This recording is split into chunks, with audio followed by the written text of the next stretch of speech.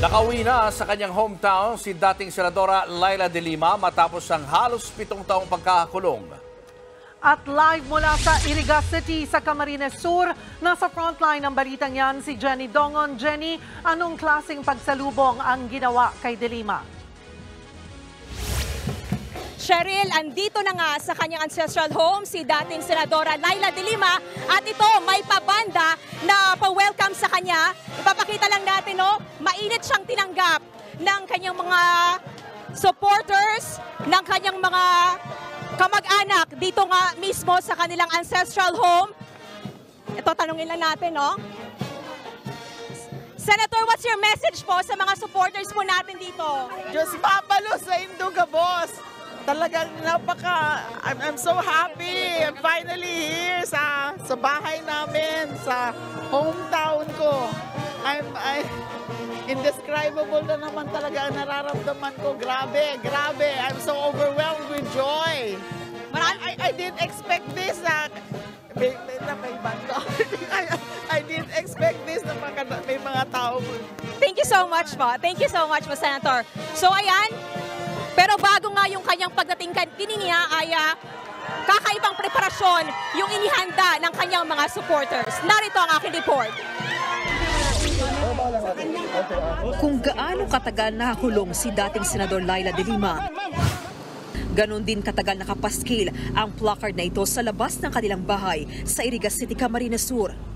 May nakasulat na Free Laila Now. Pagdating ni De Lima sa kanilang ancestral home, ang una niyang gagawin ay ang tanggalin ang placard. Now that she is already free, she will be the one to cut it para matapos na yung now only.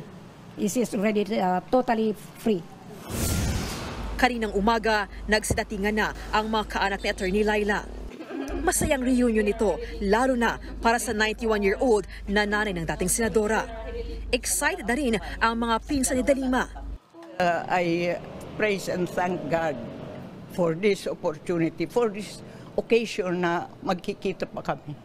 Because now I'm 84 years old and I was praying na makalabas siya before I get out of this world. I was praying to see her again.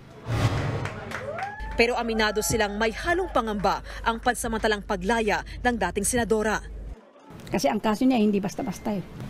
Tsaka buhay pa. Buhay pa. Buhay pa. Si ano? Buhay pa si mga buhay pa. Nauna nang sinabi ng dating senadora na ang nagdaang administrasyong Duterte ang nasa likod ng kanyang pagkakakulong. Pero pinatawad na raw niya ang mga sangkot dito, maliban na lang kay dating Pangulong Rodrigo Duterte. He knows exactly what he did to me. He knows.